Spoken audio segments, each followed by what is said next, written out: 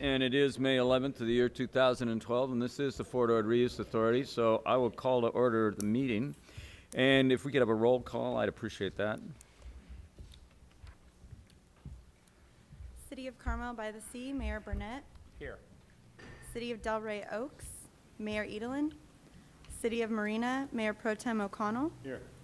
City of Marina, Councilmember Brown. Here. City of Monterey, Councilmember Selfridge. Here. Monterey County, Chair Potter. Here. Monterey County Supervisor Calcagno. Monterey County Supervisor Parker. City of Pacific Grove, Mayor Pro Tem Camp. City of Salinas, Mayor Donahue. City of Sand City, Mayor Pendergrass. Here. City of Seaside, Mayor Backoffner. Here. City of Seaside, Councilmember Oglesby. 17th Congressional District, Alec Arago. 15th State Senate District, Crystal Clark. 27th State Assembly District, Nicole Charles. University of California, Dr. Margon. California State University, Kevin Saunders. Monterey Peninsula. Looking damn good, too. California State University, Diane Harrison. Monterey Peninsula College, Dr. Garrison. Monterey Peninsula Unified School District, Dan Albert. Monterey Salinas Transit, Hunter Harvath. Transportation Agency of Monterey County, Debbie Hale. United States Army, Colonel Clark. Fort Ord BRAC Office, Bill Collins.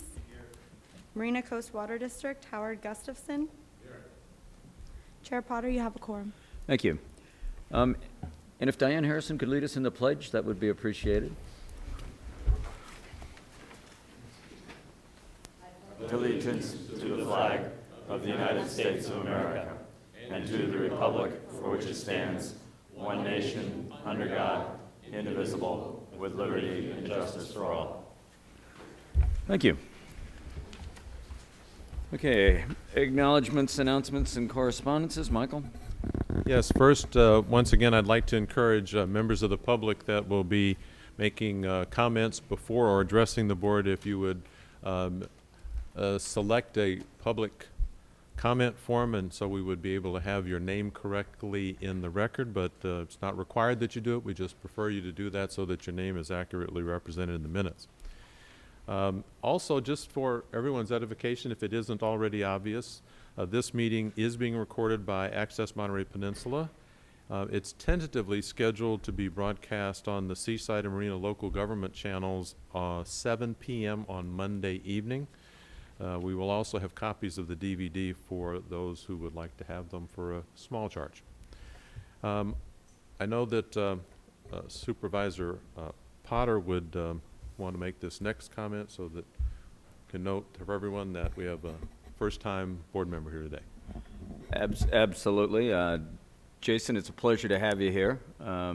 Sue did a very good job representing your community, and as the mayor, we're delighted to have you here. I think you'll find it interesting, challenging, and I can say, having been around for a little while, this is without a doubt one of the most diverse bodies there is, with, in my mind, one of the most, I would say, most diverse interest base that I've ever seen.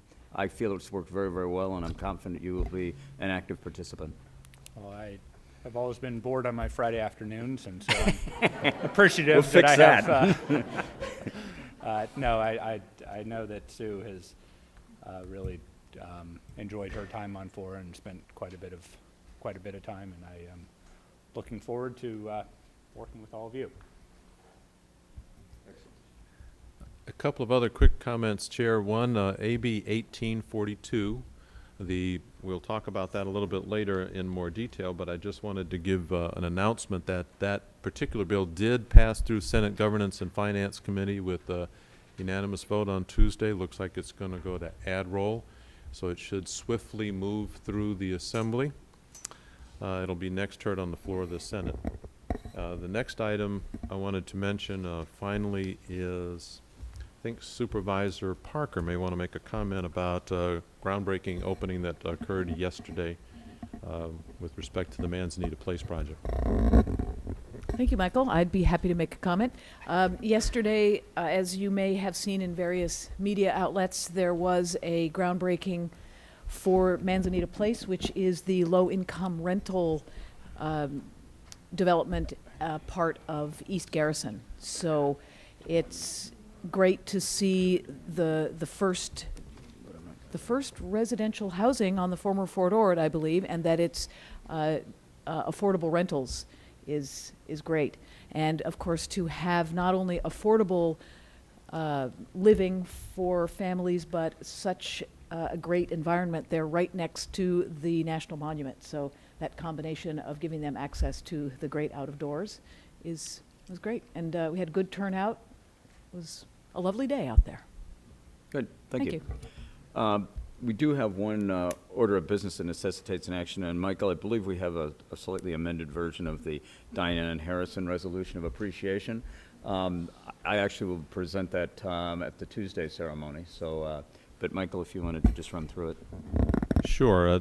On behalf of the board, I'd like to read this. It is hereby resolved that the Fort Ord Reuse Authority Board of Directors that, whereas Dr. Diane Harrison was appointed by the trustees of the California State University to the post of president for the Monterey Bay campus in June 2006, becoming a member of the Fort Ord Reuse Authority that year, and whereas Dr. Harrison, as CSUMB president, served with intellectual distinction, extraordinary leadership, and commendable community sensitivity for 6 crucial years in the development of the campus programs, along with academic excellence, and whereas during Dr. Harrison's tenure as CSUMB president, the campus was noted for student growth, new campus physical improvements, strengthened regional collaborations, and resolution of past town-gown communication gaps.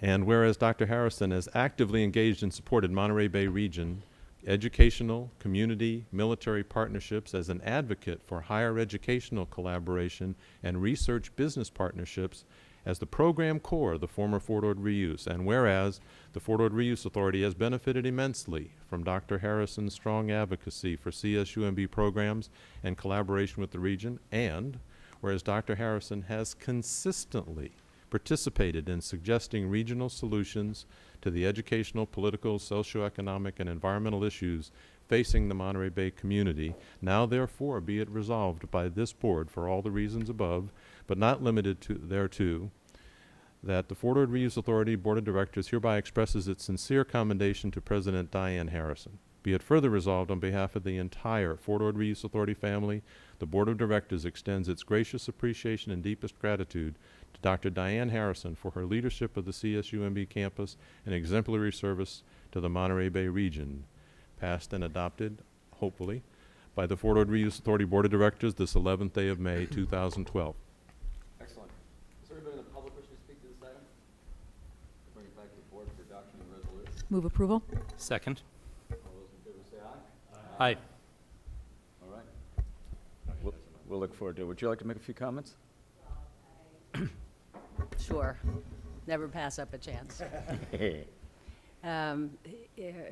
I want to thank you all as well. And in the beginning, we had a lot of discussions about lots and lots of issues. And by the end of our resolution, Dave Potter, Michael, several others from this area went down to our Board of Trustees meeting in a elaborate and very positive show of community support for the university's growth, and I will be forever grateful for your efforts in doing that. So thank you very much, and the university's on a very good, positive trajectory, and it will continue, and we look forward to whoever will succeed me, which will be named in a few weeks, continuing in the good relationship with FORA. So thank you. And they already got, of course, our support letter for your extension. Thank you. Thank you, Diane, for all you did. I sincerely say that, you know, Northridge gain is our loss, and I've truly enjoyed working with you. It's been a great partnership, and I trust you'll be able to make sure we get the right person to fill your shoes. Don't screw up, okay? Thank you. It just takes a little while to get to know us here, you know. That's quite all right, no problem. We'll take a little downgrade in the appearance department there. Kevin steps in. Thanks, Diane.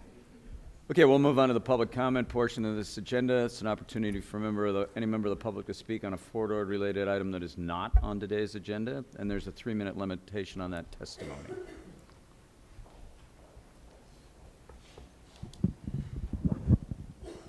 Good afternoon. Levon Stone, Director of the Fort-Ord Environmental Justice Network. I know that on the minds of everybody in the community, especially working people and people who should be working that are not working, the loss of jobs in Salinas will greatly impact the process of anybody who's applying for work. What I'm hearing is that the people who are already out of work and been out of work for a very long time, they're trying to see how this will affect and impact their job search. And so far, we haven't heard anything except that the company left some funds to install those who are losing their jobs. But what is going to happen with the community folks that are already out of work and applying for work? I don't see it on the agenda, so I don't know if we're going to have a conversation about that, or we're just going to leave it to float along as we have been for such a long time already in our communities. I hope that someone can address that or have it on the agenda, have some discussion. And we're also still looking at the local hiring ordinance, and hope that that is something that FORA is looking at and intend to put out there for discussion or implementation. Thank you. Thank you, Ms. Stone. Take that into consideration. Is there anybody else wishing to speak today? Okay, see no one, I'll close the public comment period. Bring us over to the consent calendar. There's one item on the consent calendar, the minutes of April 13th. Is there anybody on the board with concerns with those minutes accuracy? Anybody in the public wishing to comment on this? Bring back to board for action? Move approval. And a second. All in favor say aye. Abstain. Absolutely, those not in attendance. Those minutes are adopted. Moving on to old business. Graham, I believe you're going to give us a presentation on the UC M-Best visioning letter. Is that correct? Or you even drafted?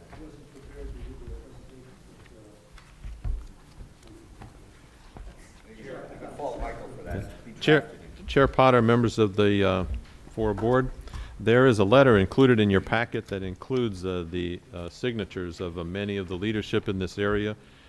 This particular letter has been distributed by the campus for review by a number of the signatories. This is essentially a letter that takes an opportunity for all that have participated in the visioning process to be able to sign a letter together showing their support for implementing the vision. All of the members that are attached to this letter did participate in the visioning process, and the outcome anticipates a stronger, more active program that's coordinated with cities of Marina, Seaside, Delray Oaks, Monterey in particular, but all cities of the region and the county on how that project moves ahead. So staff would recommend that board consider authorizing Chair Potter to execute the letter. Okay, are there questions or comments by members of the board? Jane. Thank you, Mr. Chair. Just a quick comment. I want to just clarify that my understanding of this letter is that it's a strategy for moving forward with the UC properties, but doesn't contemplate any changes to the base reuse plan. And I've been assured by the university that it doesn't seek to construe the letter in that way at all. So just- Absolutely not. In Right. fact, if anything, it's a reaffirmation of the need for the original use to be used in that manner. Right. Yeah. Good. Just want to be Good. clear. Thank you. Any other questions or comments? Anybody in the public wishing to speak to this item? Levon Stone, I haven't seen the letter before now, but I just glanced through it, and I'm wondering how this process will also fit into the community. It seems as though the local people here are constantly being overlooked when it comes to these kinds of projects and processes, and we find out after they're done and not before and not included. So I'm wondering how this is going to impact the community. We have so many universities and colleges, and everybody is being encouraged to go to school, and that's great, but most of them don't have jobs when they graduate. And then the fees are steadily climbing for the students. And we are creating more problems here. So I just hope that's taken into consideration. Others wishing to speak today? Okay, seeing no one, bring it back to board for comment. Or any other comments? Possible action? I move adoption. Give it a Second. motion in a second. Do we have a second? Second. Oh, okay, good, I'm sorry. On All the right. second. Absolutely, Ian. Through the chair, I had asked for the final report to be given to the board. I haven't received my copy. I know staff is busy, but I think when the board requests something, we need to make sure it's followed up on. Good. Okay, that's noted. I would just comment that as somebody who was a participant in this process, I thought it was a very useful exercise. My hope is that the energy that was generated around a more aggressive utilization of this property doesn't evaporate over time as it had in the past. I think we have a good opportunity now with the turnaround that we're seeing in the economy, the interest in some of the developmental community and other missions out here other than just housing, I think should move this project forward. So, Graham, I thank the university for their leadership on this, and the congressman also, who certainly, did not like the area we were heading in the beginning, but I think is quite content now. So, okay, we have a motion and a second. All those in favor say aye. Aye. Opposed? Okay, the base reuse assessment update and possible modification to the scope of work. Darren, are you doing this presentation? Sure, I'll do it. Good. Thank you, Mr. Chair and members of the board. Today we have for you essentially a status report, an action item, and then there should probably be a Roman numeral letter 3 there just for an additional early information item regarding some items that we'll be bringing back to you next month. By way of background, on April 18th last month at the board meeting, the consultants gave a kickoff presentation regarding the reassessment and presented their work plan, which included 4 community workshops in the initial scoping phase and the market research information gathering phase of May and June, with additional updates and discussions at board meetings planned for the rest of the year as the reassessment plays out and ending in December of this year. At the board meeting last month, we received a number of comments from members of the public and board members along the lines generally that we just need to do more with public outreach program that we had identified as it was at that time to make sure that we're really engaging with a broad-based cross-section of the community. And that would mean really doing all we can to make sure that we're including people from traditionally underrepresented and underserved demographic and socioeconomic groups in the diverse communities that we have here surrounding Fort Ord. We really took that critique and that direction to heart, and to respond to the concerns that were identified at the last board meeting, we're basically taking a 2-pronged approach. Number one is to add a 5th workshop, a dedicated workshop for the City of Seaside, essentially unbundling the City of Seaside workshop from the way it was being previously proposed to be in conjunction with the cities and co-hosted with the cities of Monterey and Delray Oaks. So what we're proposing to do is to have a fifth workshop that would be held in the city of Seaside, co-hosted with the city of Seaside. Number two, in addition to that, we have a targeted stakeholder outreach program.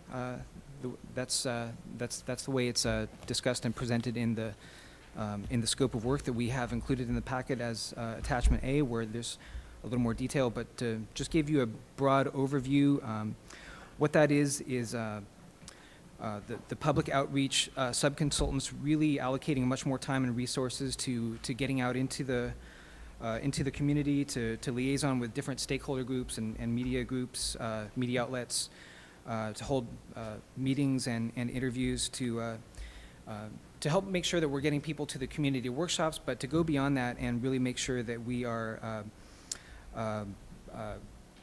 flushing out and becoming aware of and just making sure that all the issues and concerns from all segments of the community are being woven into the reassessment effort. That's a basic recap of the revised scope of work that we're presenting to you today as an action item. Essentially, we're adding a fifth workshop and adding targeted stakeholder outreach.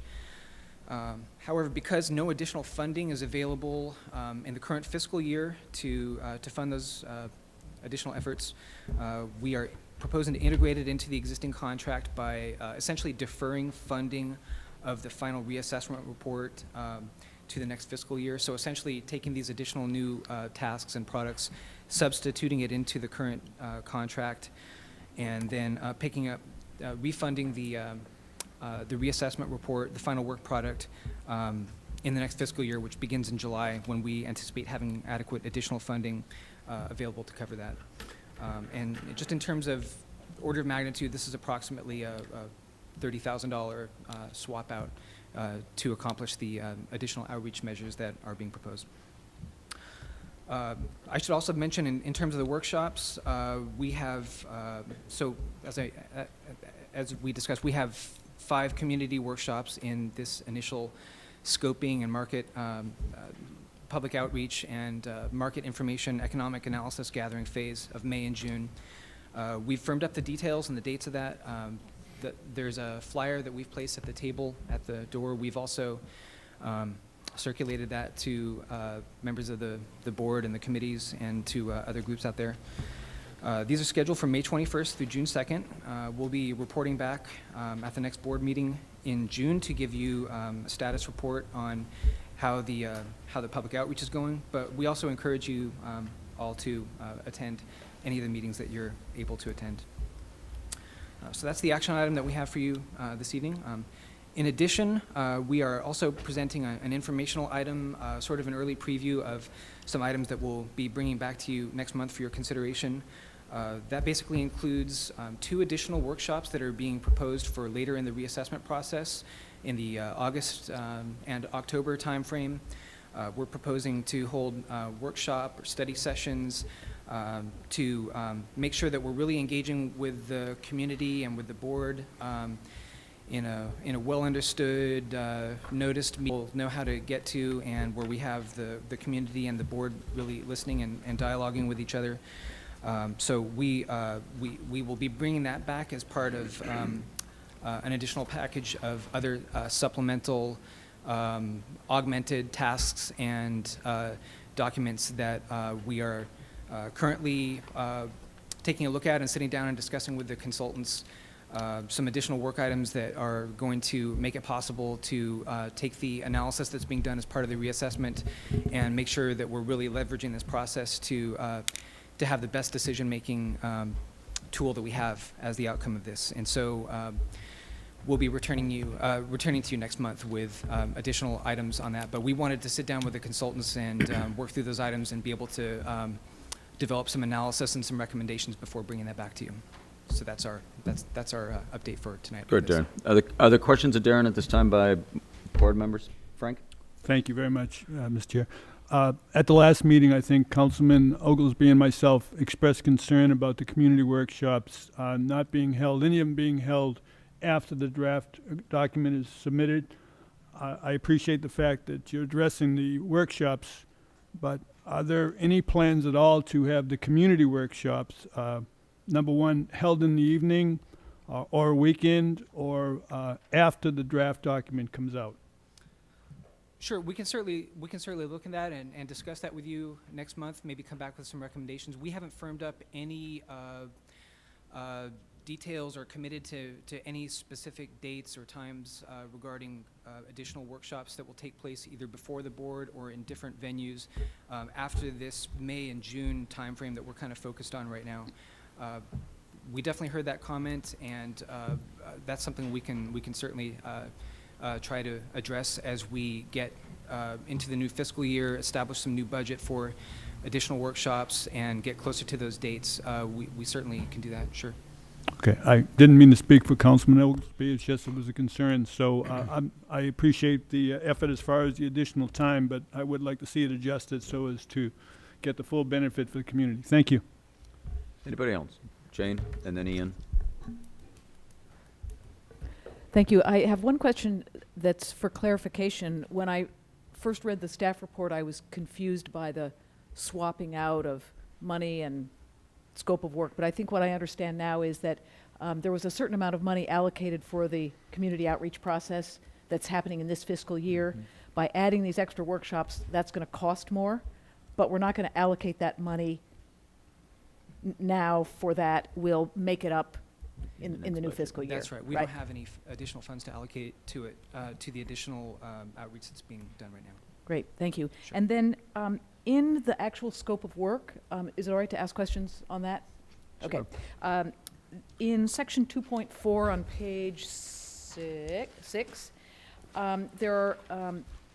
there's a list of information that you plan to develop and present to us. The second bullet point says land uses at the time of base closure. And I wonder if you can give me an idea of what that refers to and why that is relevant to the reassessment of the plan.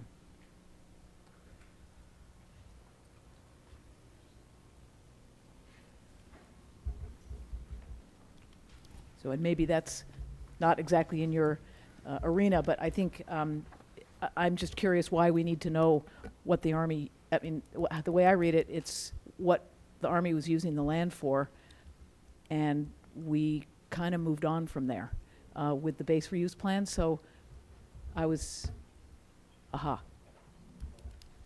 I don't want to speak on the consultant's behalf, but I'm assuming it's meaning what was the urbanized footprint of the military at the time of closure, so that they would be able to demonstrate that. Thank you. Urbanized footprint, great. All righty, and then also in this section, the second to the last bullet refers to classification of lands as previously developed, disturbed, or undisturbed.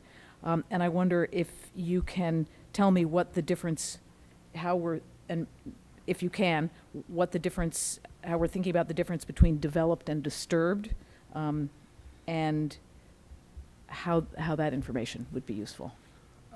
I think what we're getting at with that point is that there are areas of the base that have been impacted by munitions, the firing ranges, and essentially there are these areas called fans where basically where the artillery practice took place, where there are areas that were impacted and are contaminated with unexploded ordnance, and there are other activities that were part of the training and exercises that went on here that affected the physical conditions, which are not as noticeable as areas that have been developed with buildings and concrete. Mm-hmm. So I think the idea with that item was to make sure that we have a good handle on areas of the base that have been impacted by human activities that require cleanup and remediation, in addition to what is more noticeable in terms of physical development. Mm-hmm.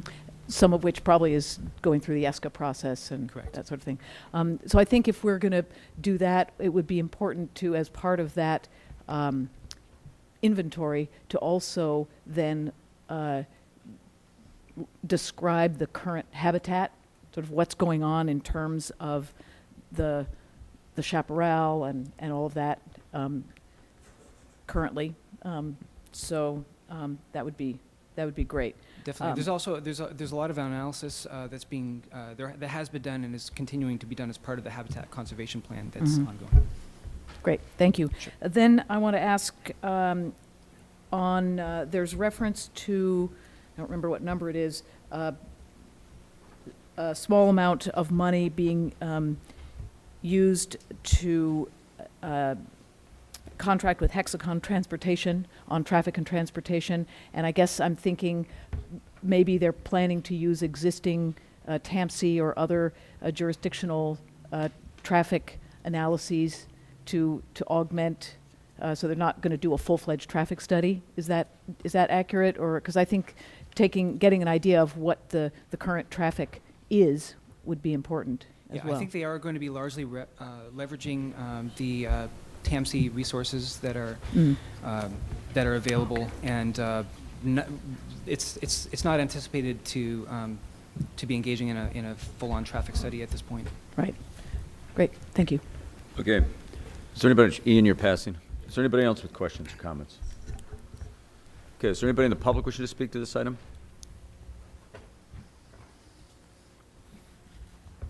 Chair Potter, board members, Ralph Rubio, Department Local 605. In looking at the plan for the reassessment, I see that we have the regional job population and development outlook, emerging trends, and I know that we've looked at these things historically. But one of the things that has been emerging as a possible job source or industry in the former Fort Ord is ecotourism. And while there's a lot of talk about it, there's not a lot of data. I would like to know, if possible in this study, if we can quantify what, if fully developed ecotourism, how many jobs will that bring? I know it's maybe hard to quantify, but let's get an idea. I can see that being a part of overall scope of possible jobs developed, but I have a hard time believing that it'll replace all the jobs that are needed. Thank you. Are there others wishing to speak?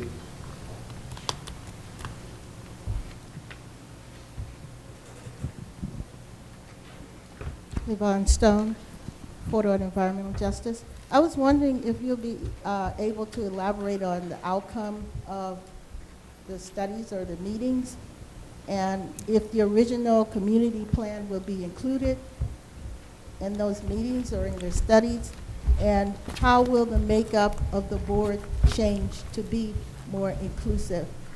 I know that there's been a lot of talk from FORA about being more inclusive and looking at coming out more into the communities, but after those meetings, what would change? Thank you. Anybody else? Okay, seeing no one, I'll close the public comment period, bring it back to staff for any closing comments or thoughts in regards to some of the public questions. I think there was two questions actually I think three questions. I do believe that the potential for ecotourism to provide service on the former Fort Ord is certainly one that is in the minds of our consultants, and how they can quantify those numbers. I'll leave that up to them, but I do know that ecotourism is a component of the job creation analysis that we're going to do. Second, there was a question about the original community plan, and I assume that Ms. Stone was making reference to the community plan that was by the task force in the early 1990s, in which she was an active participant, that called for the reuse of the former Fort Ord. That original community plan became part of the background documents for both the base reuse plan adopted in 1994 and then the base reuse plan that was adopted in 1997 that formally had the environmental documents. So in that regard, the original community plan continues to have a string through each of the plans that move ahead. Your question about board composition is not one that's part of the reassessment process. That's a different subject matter. I'll leave that to other agenda items. Okay, we'll bring it back to the board. Any other questions or comments? The only action portion that's before us is to approve the modified scope of work in regards to the additional workshops. Ms. Hale. Thank you, Mr. Chair. I look forward to talking to FORA as to what they're referring to in terms of working with existing TMC traffic study resources. So look forward to that discussion. Good. I'd like to move the staff recommendation, although I would like to eliminate the bullet point classification of lands as previously developed, disturbed, or undisturbed, and I will explain that if there's a second. Okay, we have a motion. Is there a second? I'll second it.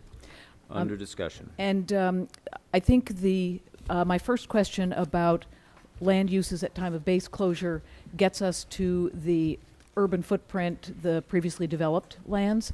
And I'm a little bit disturbed or uncomfortable with the language of disturbed or undisturbed because I think it has the potential to devalue some lands that are that haven't been used for development, where there are no buildings or parking lots to speak of. But if we label the site as a munitions practice area that is considered disturbed, then it looks more defensible to use it as a place where development might make sense. And I just think, words, especially on paper, become very powerful, and that the term disturbed suggests that the land might not be valuable as open space or habitat. I think if there is land that may have munitions that need to be cleaned up, the question there is, what's the level of cleanup that we need to get to in order to provide safe development of different kinds? Still under discussion. Alec? I was just going to observe, based on past experience, if the land is somehow labeled as associated with unexploded ordnance, that makes any kind of activity far less likely than likely, whether or not it's actually cleaned up. Just for me, I was a little unsatisfied with the response at the posing of your first question, Jane. So while I don't have a problem looking at it further, I don't think I'm educated enough on what exactly is intended there.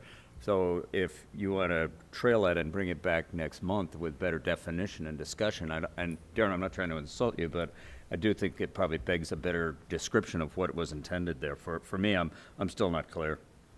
And through the chair, if I might, I think it may be a question that the consultant can expand upon and not really leave it to the FORA staff to figure out. So right. that would be fine. I just think for now, not having it in there. Sure. So we could under motion we could move the modified work plan, but under direction to staff to bring back that component for additional discussion next month. Right. I would accept the revised work plan minus that bullet point, with the note that we would revisit it next month. Ian? And I'll reserve my right to object to that motion after we get more information, because that's what we're missing. Yeah, that's exactly my point. What I was trying to do was avoid a negative vote on this item that would continue or force the adoption of the modified work plan at this meeting, but allow the discussion on that bullet point, because I'm not prepared to delete it at this time myself. Mr. Chair. Frank? Yes, just briefly, and I would also want to reassure that we have the question of the community workshops and when they're going to be handled after the draft document is submitted. So if that could be addressed for certain at the next meeting, it'd be appreciated. Good, we can add that also. Okay, so Jane, your motion still stands then to go ahead and approve the modified work plan with the deletion of the bullet point under 2.4 that says the clarification of land was previously developed, disturbed, or undisturbed?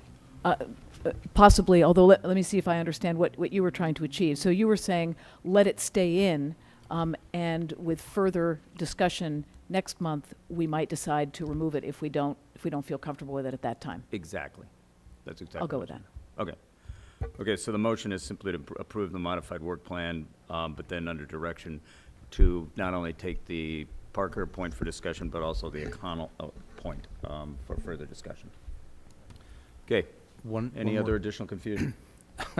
Hopefully it's not confusion. I'm, as mayor of Seaside, I'm thrilled to support this because I think it was critical that we have a workshop in our city. I am a little bit concerned as to an internal procedural issue, and that is and I might be off here because sometimes we all get documents circulated to us before the public does, but there seems to be a document circulating that indicates that that workshop is already happening. And if we're voting on that amendment here today, that document would have been released prematurely. So given that this board has sometimes been criticized, I would suggest that any such document in the future, before it's voted on, be clearly marked draft. Staff clear on the direction on that? Okay. All right. David, does your second agree with the modified first? Yes, the second still holds. Okay, very good. So we have a motion, we have a second. Any other discussion? All those in favor say aye. Aye. Opposed? Thank you. The work plan is modified accordingly. Okay, under the update world, first item is the Veterans Cemetery. Michael, AB 1842. Yes, Chair Potter, members of the board, and the public, I mentioned earlier that AB 1842 had passed through the Assembly 2 days ago. The Assembly Governance and Finance Committee. In essence, they indicated that this bill was going to receive unanimous support. They put it in on what I think is called ad roll, if that would be the correct pronunciation. That's a shortened version. It just says it essentially goes to the equivalent of consent agenda when it gets to the floor. So that means that this bill that would allow for any local investments to be repaid from future federal dollars that come to the state. The money would go from the federal government to the state. The state would then put that money into the endowment to make sure the operations and maintenance are going well. When we get to the point where operations and maintenance are funded, any advances that come from an entity here would then be repaid. There are a number of opportunities to do this. Supervisor Parker asked us at staff level to try to figure out if there was a way to do this several months ago. This was our response. We think this helps quite a bit, but I don't want anyone to believe this is a magic bullet yet, because we still need a way to get the advance up to the endowment so the application can be made this year. So whether it's through the sale of some property that FORA owns in some outlying area or someplace else that allows this board to make the decision that those funds could be used for a brief period for something else, maybe something not in our current CIP, that kind of thing, we would, that's a possibility. If there's another entity that might have the ability to advance these funds and could wait a few years for a repayment, that's another possibility. Maybe there's collateral that FORA currently owns that could be held as the collateral for someone else to provide an advance. So this gives us lots of options to how to make that work, private and public ways to do it. So that's what this is. The good news is it passed through today, this week. I know most of you saw that in the newspaper a few days ago, so just a confirmation. Any questions, Michael? Anybody in the public wishing to speak this item? Okay, bring it back for a CETA report.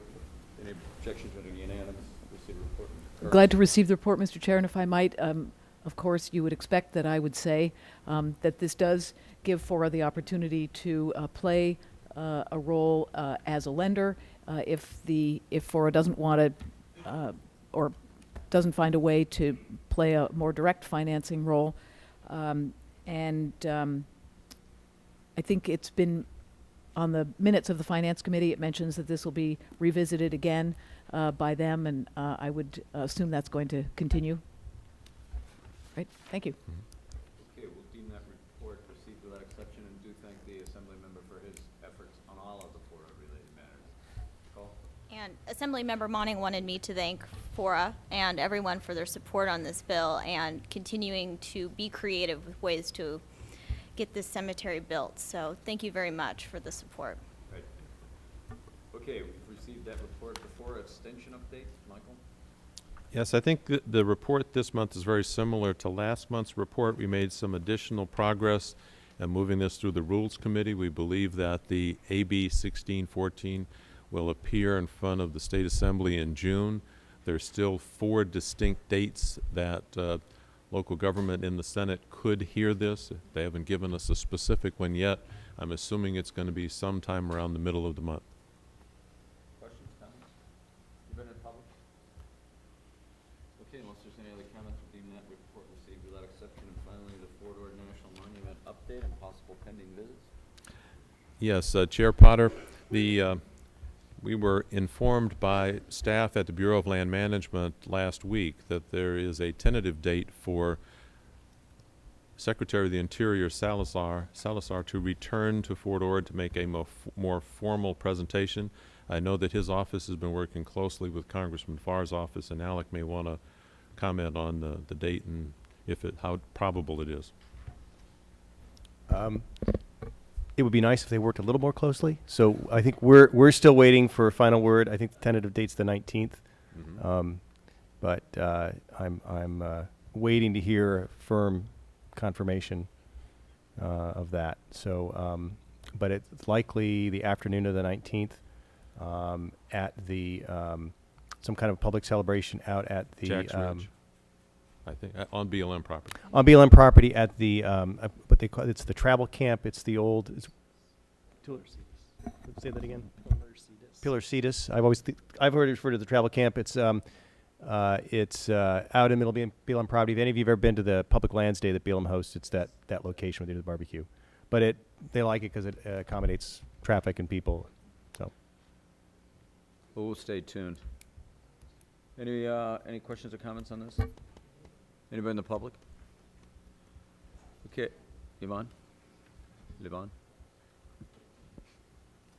I would just hope there would be an announcement of when the secretary will be back out here, and that the announcement would be open to the public to participate in a manner that is appropriate for public participation. Thank you. Okay, anybody else? All right, unless there's any additional discussion on this item, we'll deem this report received without exception. Move on then to new business. Michael, I believe you have a CIP presentation? Yes, this will be Dr. Renfro. Stephen.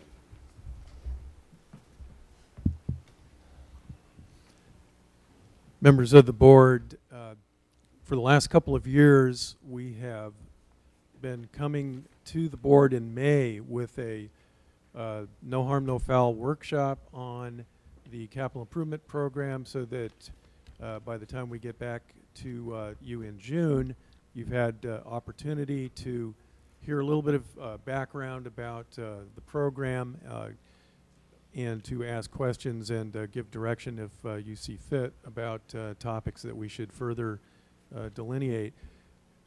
The basic program is a combination of factors that in their total amount to mitigations for the original base reuse plan, and there are 5 basic mitigations that I'll walk you through, and then other capital improvement program aspects that are not mitigations, and I'll also walk you through those. The formal budget that we're discussing is right in the middle of finishing up the 11-12 fiscal year budget and then moving into the 12-13 capital improvement budget, which would begin July 1st and would be folded into the discussions of the operating budget as well. And that at the beginning of that discussion will begin right after we do this workshop, so that our hope is that we'll get a chance to at least get into the substance of both the capital and the operating budgets 1 month prior to bringing it back for adoption. The mitigations that I referenced, the major one is related to transportation improvements and roads that are meant to mitigate the reuse plan, move traffic in particular, east-west and north-south, and form the backbone infrastructure of the reuse program. This list of projects comes directly from original work done by TAMC and then reviewed periodically by TAMC and others in the region, and then is provided to FORA as, in essence, a carve-out of the overall regional program. So if, and Debbie probably has the numbers memorized in her head more than I do, but if you have a $1.5 billion regional program, then the FORA carve-out originally was in the 200 to 300 million range, and we've completed a goodly number of those projects, and so the capital improvement program comes to you with the final projects listed in the current queuing order. Moving on to habitat, the second major mitigation we've talked about in numerous occasions is the requirement by the federal and state government that we mitigate for endangered species, and the magnitude that we've discussed is somewhere in the $30 to $50 million range, the putting together of an endowment, and those dollars do come out of the capital improvement programs community facilities district. The next slide just delineates the storm drainage and the water augmentation aspects.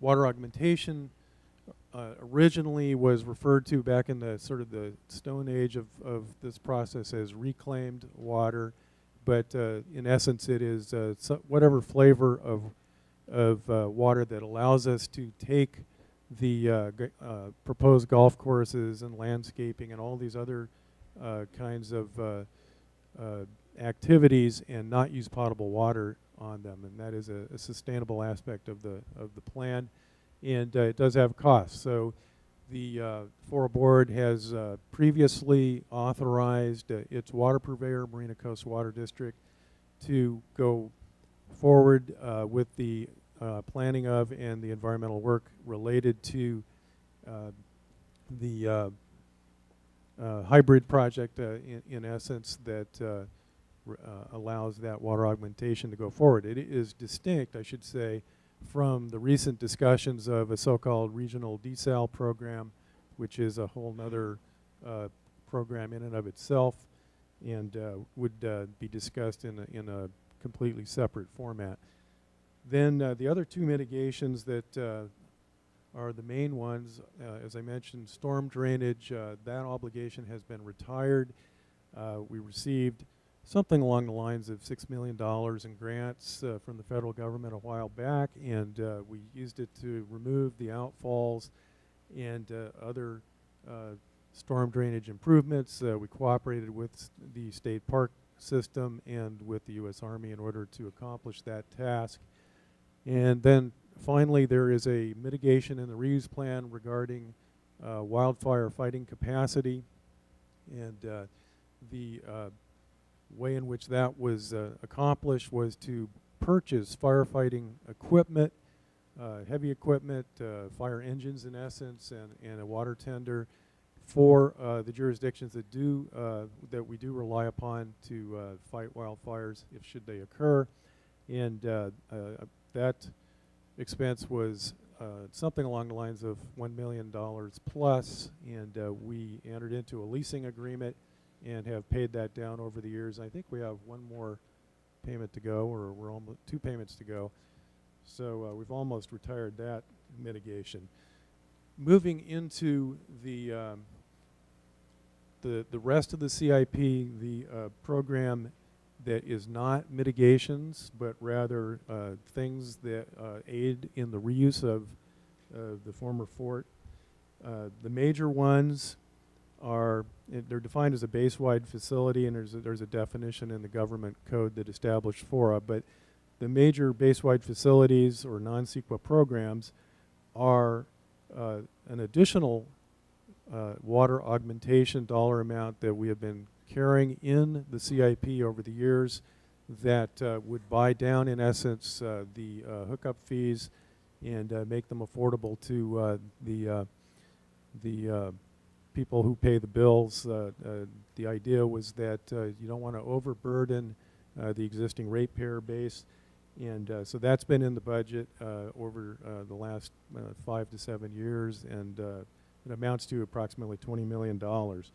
The building removal program, originally we estimated that we had some $80 million in building removal costs, which included not just removing the building, but also preparing them for transport to the appropriate landfill that could cover that kind of remediation, primarily lead and asbestos, which we are ourselves responsible for. And the dollar cost that we had estimated was some $80 million, which is quite hefty. And the board, as a policy, has directed so-called land sale revenues to cover that expense. And the expenses come in due to efficiencies and credits given and such to somewhere around 60 million. So we feel like we've done well in that area as well. And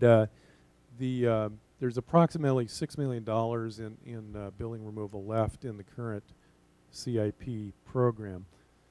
Then there are also miscellaneous property management and caretaker costs, which have been carried in the CIP from the inception, and it has to do with concern by the jurisdictions of, the cost of holding property, and in those days, of course, I don't think anyone anticipated the kind of issues that we might have to face in terms of the economy and what we're dealing with now. So I think for good reason, there have been some amounts of money that have been included in the CIP over time to make sure we backstop property management and caretaker costs. Last year, we adjusted those costs a little bit, so I want to run you through that a little bit too later in this presentation. But moving to just the funding, and sort of where the money comes from and who does what with which source. The Community Facilities District fee, which is also known as a development fee, is where we get the money to do the base-wide mitigations, the CEQA mitigations for the program. The land sales proceeds, as I said, by policy have been applied to building removal, but it's not limited to building removal. The board could take action to apply it to any particular reuse need that is appropriate. The third major source of funds that FORA has traditionally received are tax increment funds by a special formula that was put into the legislation by the state legislature regarding FORA's sharing of tax increment with the underlying jurisdiction that the project area might be in. And that money has traditionally been used by FORA to backstop various operations and underfunded projects. Now, as we all know, those dollars are currently at risk with the recent doing away with redevelopment statewide. We are still discussing and have reported back to you in other context what we're trying to do regarding that. We believe that we still have a fighting shot at retaining those revenues, that base reuse statewide across California is, in our minds and the minds of a lot of other reuse communities, a existing obligation that would fit under the definition of the phase-out of tax increment. Now, as for whether the Department of Finance, California State Department of Finance, or various others agree with us, that might be subject to discussion. Those are the three main revenue sources. We also have been very successful at receiving both state and federal grants, some $50 to $60 million as of this counting. And we've also been willing to go out and to borrow dollars and actually fund things like building removal, getting out in front of that program, and pay it back with our funds over time. So those are the main revenue sources. And then I'm not going to list all of these projects, but each year we just show you that the projects that we have remaining to do, and each year the list gets a little less long, which is a good thing. And we divide them up into on-sites, which essentially are serving projects nearby, and you can kind of get a sense for that with the projects listed. Off-sites, which connect, or arterials and such, And then regional projects for which we don't generally have the, we're not the ones building these projects. We're working with TAMSI, or we're working with Caltrans and others. And TAMSI will have, in their study, have ascribed to us a percentage of contribution to a particular regional project. And you can see the ones that are listed, particularly Highway 1 and 68 and so on. And then finally, there is also aid to transit in one form or another included in the capital improvement program. So next month we can get into more detail about which projects we would recommend to go and tackle next, but that gives you kind of an overview right there. So moving to the next slide. Just a little bit more information regarding the water augmentation. I think I pretty much gave you the background. The Marina Coast Water District has already certified an EIR for the Regional Urban Water Augmentation Program, which is known as the RUAP. And this board approved the so-called hybrid version, which was a combination of reclaimed and localized desal that we were processing at the time at which the famous regional project was put together. And this board voted on a couple of occasions to work with the rest of the region and see if there was a way to solve those problems working en masse, as it were. And as we all know, that aspect has been slowed down in certain ways, but we still have available to us this original hybrid project that is actually further ahead than probably any other project in the region in terms of the amount of CEQA and other planning that has been done. So moving to the next slide. I just wanted to walk you through a little bit of what we did last year. The major event was that after about a year of studying, and we hired a consultant who came and made a number of presentations to the board. We recommended to the board that we eliminate a number of contingencies that we had been carrying for a period of time because we had a comfort level established that we no longer needed them. And the board acted to reduce the developer fees by an across-the-board 27%.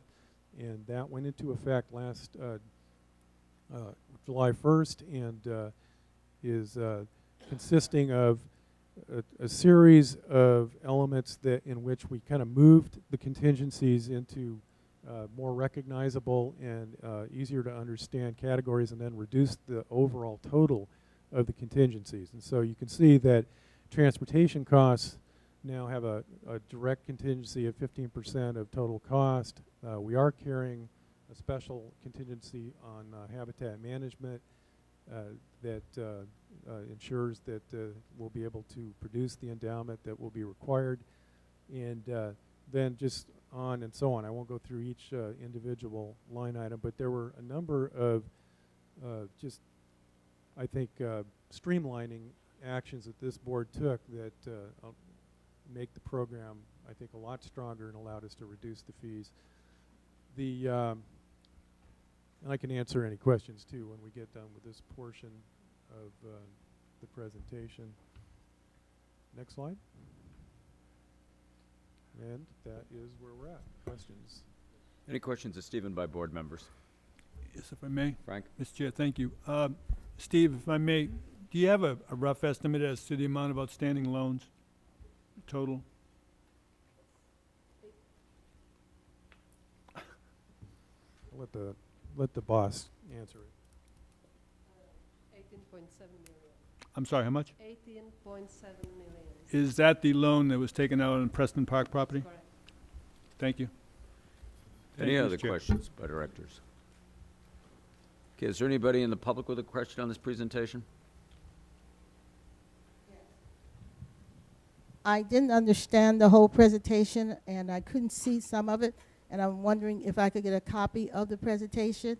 And I didn't really understand about the major buildings not being under CEQA. Do you mean the buildings that are standing in ill repair, or the projects that have come up since the base coast? Any other questions before we respond? Okay, I'll close the public comment period. Back to staff. Mike? Yes, Levon, I'll make sure that you get a copy of the presentation if you like. I'll forward it to you directly. If anyone else would like a copy, just let us know. We'll forward it to you as well. Number two, with respect to, I think your question was more focused on Steve's part of the presentation where he mentioned that there were a number of items in our program that were definitively CEQA obligations, and there are others that this board over the years has adopted as policies that are base-wide facilities that we have an obligation to undertake. There is a distinction. Things like building removal were not originally a part of the Fort Ord Reuse Authority's obligation, but the jurisdictions decided that since most of the building removal wound up in Marina, it was a heavy burden on Marina, and the board felt that was unfair. So the board took on base-wide building removal for Seaside, the county, and Marina in different places as a base-wide obligation, a FORA obligation, not a local jurisdictional one. That's one example of a policy change that made that adjustment. Similarly, there are the items that Steve mentioned, the voluntary decision to add more dollars into the augmentation program. Those weren't part of the CEQA program. So there are a couple of items in our CIP that are not an obligation under California law, but an obligation that this board adopted under its authority in California law. So there's a slight distinction. And Levon, I'd be happy to meet with you to talk to you in more detail about it later. Okay, any other questions or comments by board members? Jane? Thank you. I don't know if the timing works, but it would have been helpful to me to have the CIP this time, to have a chance to look at it and raise any questions, and then be readier for adoption in June. And as I say, I don't know if it works in terms of, you know, whether it was ready or not, but if as a practice we could do that each year, I think it makes the June meeting less difficult, because we get some of the questions out in advance. So I'd like to request that for the future. And then also, didn't we say we were going to review the CIP every 6 months or quarterly, maybe? I think we said it a little over a year ago. I thought it was the CIP. Anyway, suddenly as I was reading the staff report, I thought, wait a second, I haven't seen the CIP in a while. Weren't we going to look at it in kind of an interim way? Maybe it was something else, but I thought it was the CIP. Well, it was slightly something else, but you know, at the pleasure of the board, you know, we can bring back the information in whatever format is best suited to the board doing its business. What had happened is, you'll remember, is about 3 years ago or so, the board had several hearings regarding the capital improvement program and had not taken a vote, and they then passed a motion that said bring this back in 6 months and do a regular sort of report on progress, and we did that, and then ultimately successfully passed a CIP. And then the next year we came back with this process and passed it on time, which we were all very excited about. And so anyway, that's sort of probably what we're remembering, but we can do it however the board wants to approach it, because it's obviously, it's your document. While you're there, Steve, through the chair, would it be possible, theoretically, to, if we continue to follow this process, to have the actual CIP and budget to the board members in advance of the May meeting? I think it can be done. I think in this particular year, it's not at that stage, and that's why we didn't bring you all the, you know, the huge document. But what I can say is that it's usually done with enough numbers ready so that we don't completely inundate you with a huge document, but that you can get more detail and, you know, actually see the queuing and so on, maybe pull some pages out.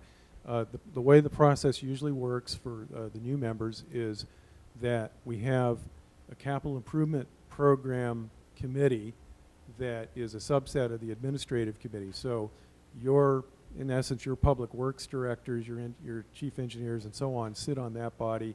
They elevate the document from a technical standpoint to the to your city managers and the administrative committee, and they iron out policy questions and so on, and then ultimately bring it back up to the board. And so the plan is, of course, that they're briefing you too from their angle as to their opinions about what's going on, and then we're doing the same here, and at least trying to do it as early as possible. But I think we can adjust things and do it that way next year. Yeah, I don't see any reason why we can't do it the way you're asking to do it. It may mean, because there are so many factors that are playing into how the budget is going, the first time we would present it, we may have to point out that there are a few items that are still moving along the process. As it is, we start on the CIP each year in December with going through the process of looking at forecasts and how the market has affected the things that were decided in the previous year, and we go through all of the processes that Steve go through, so that there's a technical level review, there's a administrative or management level review, there's a budgetary look as well, and the finance committee has to see it as well, because the CIP budget becomes a part of the budget and informs pieces within the annual budget, so that we could start a little earlier, but there may be pieces finance committee hasn't yet seen, so there might be a couple of notes on the bottom of the page. Through the chair, if it is possible, I think I don't know how the other board members feel, but it is, I think it would be helpful to have a draft to just, because I appreciate all of the administrative and financial review that it's going through, but because we are the policymakers, we may have a different take on it, and it's just hard to read the thing, look at it, and kind of make that determination in the space of a few days before Without the protracting June the meeting. process, asking additional questions Exactly, at and the then 11th having us- hour, and then a delay in adoption. Indeed. So, no, duly noted. Anybody else with questions or comments? Ms. Hale? Chair, I just wanted to correct perhaps a misperception that that TAMC had a great role in producing the transportation portion of the CIP. Well, we had a great role in the initial version of the fee program and where the funding was allocated. We actually made a number of suggestions last year when there was the major update of the CIP, and not very many were accepted, and we were kind of frustrated because we really did try to help with the big overhaul of the program so that it would fit into what a more traditional CIP is, which is dollars corresponding to project costs and such. And we would love to have the opportunity to see if we might be able to get that adopted into the program, because it would provide more certainty for those of us that are building projects. Essentially, the way the program's set up now is that the first year, maybe 2 years, corresponds to what people might need to build their projects or to get ready to build their projects, and after that, it's just a cash flow analysis. So I would hope that we could coordinate a little more closely this year. That we were told that there was a lot going on last year with the change in the fee, and so we would love to have the chance to do that, but I'm concerned that if we're adopting in June, that's not very much time. So we'll try to sit down with your staff and see if there might be an opportunity to revamp this. The money, when it does come in, is very important to our regional projects, and so we would hope to get consistent with our regional plan a little bit better. Thank you. Good point. Okay, anybody else? All right, it's an informational item, so we'll deem this received without exception. Move on to a budget preliminary presentation. Michael? Yes, Chair Potter, this is just a preview of items to come again. This is to let the board members know that the Finance Committee, the Executive Committee are currently reviewing the budget. This is sort of a reminder that in June the budget does come forward. For your edification, the draft budget has been crafted. It's missing some significant items. They've gone to the Finance Committee, but there are a couple of items we're still having to work through. I think Steve Ensley mentioned earlier, it's unclear about exactly what we will be receiving with respect to tax increment. So as a consequence, they're not included in the budget at this time. It's also not clear how well we will achieve the market expectations for the forecasts we get from our developers and jurisdictions. Not that we don't trust our developers or our jurisdictions, But in past years, the projections have typically been lagging far behind the actuality. And so the Finance Committee's made a decision to only use about 50% of the projected revenues that we anticipate for projects in this coming year. The budget will include the board's authorization that we execute the sale of Preston Park. The budget is also anticipated to be balanced. The Finance Committee in its last meeting determined that all of the elements and all of the presentation components of the budget were valid and therefore approved it for moving it on to the board. So we will see that next month. And with respect to the comment made by Supervisor Parker a few moments ago about the capital improvement program coming earlier in May, I think it's possible that we could also work with the Finance Committee so that a preview of the budget could come along with the capital improvement program so that in each case they would be aligned and you'd be able to see the match between the two. I think that would make sense. Questions by board members? Is there anybody in the public? All right, unless there's any other discussion, So, Mr. Jane? Chair, just I want to thank Michael. You anticipated my request, which is for something like the budget too. It's helpful to have it a month in advance of May's meeting, so that we have a chance to look at it, raise questions, so that it doesn't all get lumped into the June meeting and possibly delay the adoption of the budget. Right. So as just a process issue. Good. Okay, we'll deem that report received without exception and then move on to the executive officers' reports A through G. And I believe that there is an action needed to amend the legislative committee's agenda with support for two more bills. Michael? Yes, Chair Potter, I think with respect to the legislative committee report in particular, there are two bills, that SB 1094 and AB 1827, that have surfaced since the board was able to formally adopt its position on legislative items a few months ago. Each of those two items has a direct benefit to the efforts that we're undertaking here at the former Fort Ord. One, Senator Kehoe's bill, SB 1094, would allow for local foundations and other agencies within the state of California to accept dollars under an endowment for use in ensuring that the habitat conservation kinds of programs would be undertaken. That is a bill that was originally recommended by both the county and TAMC as a mechanism for helping in transportation projects. In this particular case, if this bill were to be approved, it would allow, like the Monterey Community Foundation, or a foundation or an endowment that would be created by this board to hold habitat conservation dollars and to achieve a higher level of return rather than the 1.6% return that the state now gets. The benefit for us would be that at the higher rate of return, in the 3.6 to 3.9 range, we would have to raise fewer dollars to get more dollars out, and therefore reducing our requirement for placing funds in the endowment. So it helps both the habitat, and it means that our costs would be reduced. So that's a key item. The second item was also recommended by the board. This is AB 1827. If you look at your FORA bill track on SB 1827, it gives you a little bit of a detail. It has to do with a bill sponsored by Assemblymember Susan Bonilla from the Concord area. They have a military base reuse program there, and they are supporting the idea of creating infrastructure financing districts. If these were created, Seaside in particular could benefit from the creation of an IFD. I think the city of Marina also has the potential of accessing this, and there may be other jurisdictions. If you were impacted by a base closure, you would be able to take advantage of this. And so those are two additions to the FORA bill track, with recommendations that the Fort Ord Reuse Authority Board endorse these and support them. Questions in regards to the possible legislative modifications? Pretty straightforward.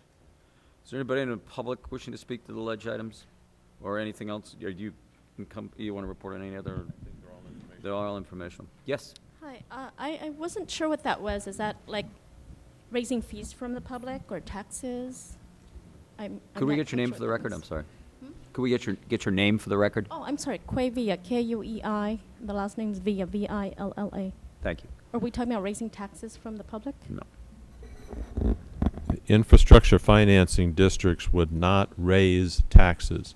They would, it would allow a local jurisdiction with the permission of taxing agencies to use a portion of taxes, not raising portion of taxes for the purpose of creating infrastructure for specific purposes. And that's, if you'll look on page 2 of 5 on your bill track, it'll give you a lot of details, and I'll provide you a copy if you'd like to have it. All right. Is there a motion then to modify the ledge agenda as discussed? So moved. Second. We have a motion by Oglesby, seconded by O'Connell. All those in favor say aye. Aye. Aye. Opposed? And we will deem the balance of the executive officer's report received without exception. Items from members. Any member of the FORA board with anything they'd like to report on interesting things they've been doing?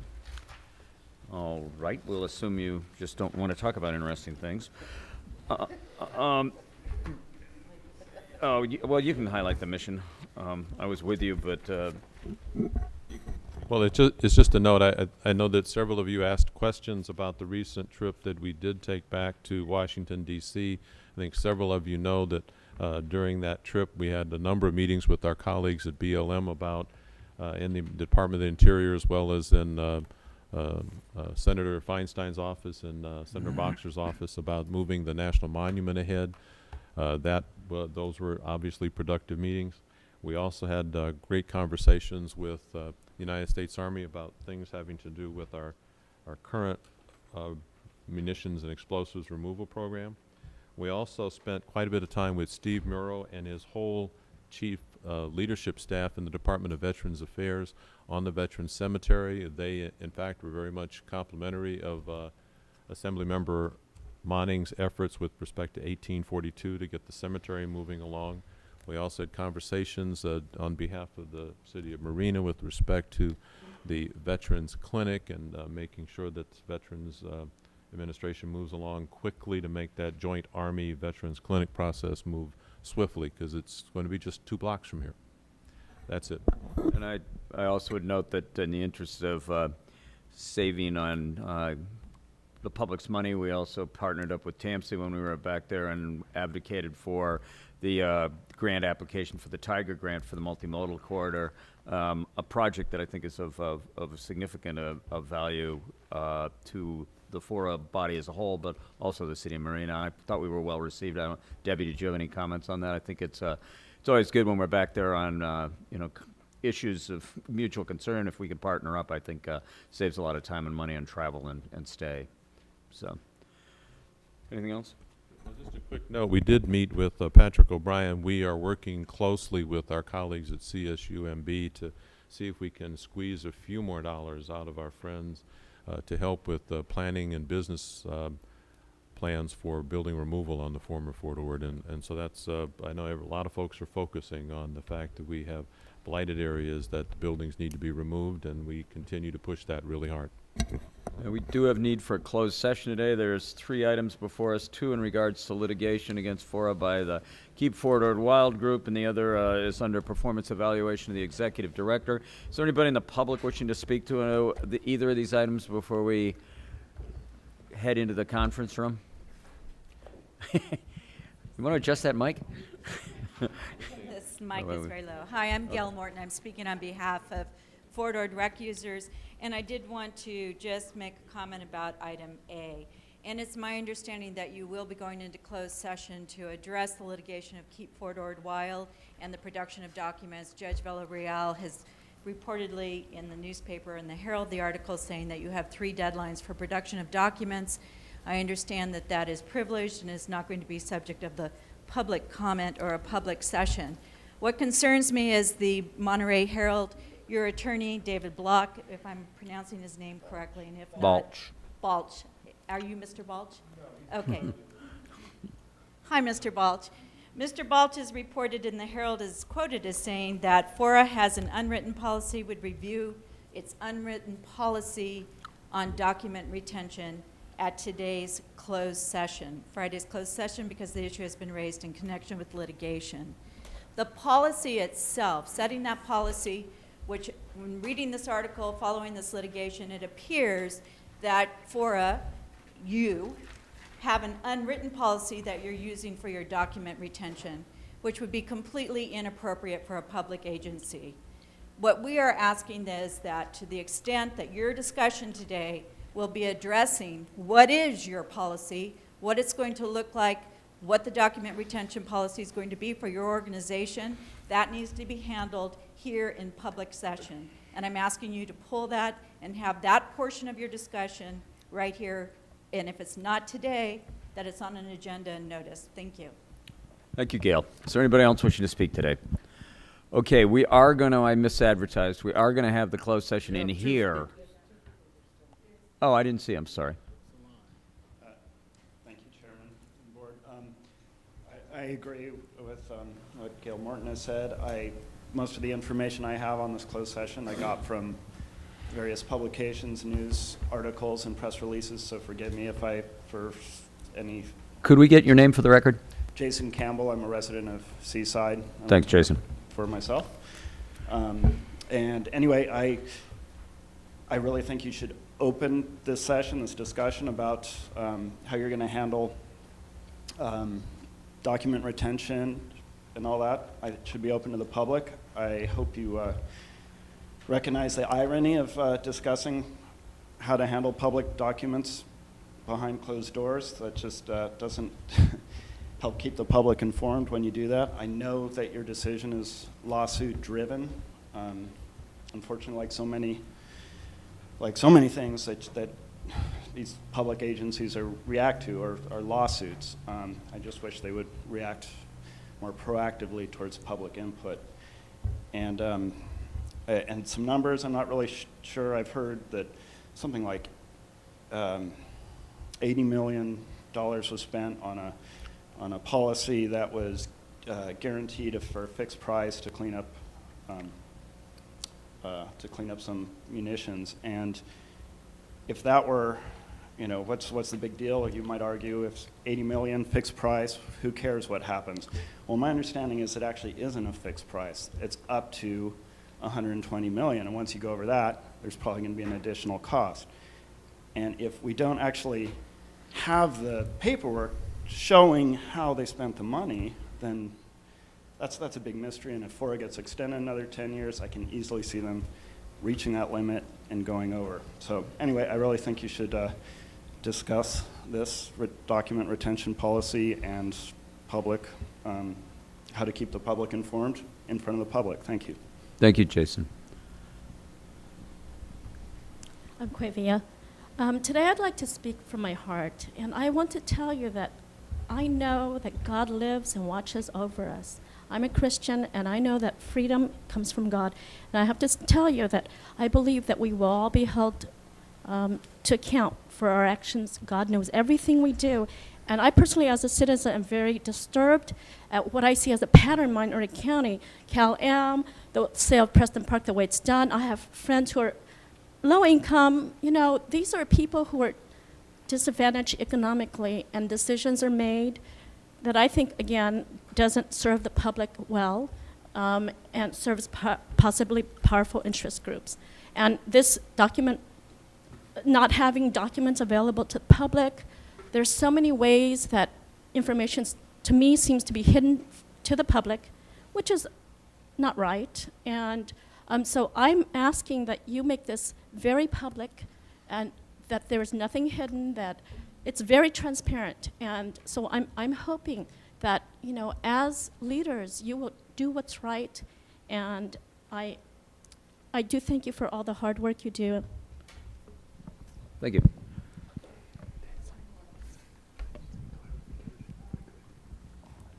I heard on television that Congressman Farr said that the National Monument will be dedicated to veterans. And I'm wondering if that's true, and how will it help the veterans with their job searches, their housing, and their financial needs?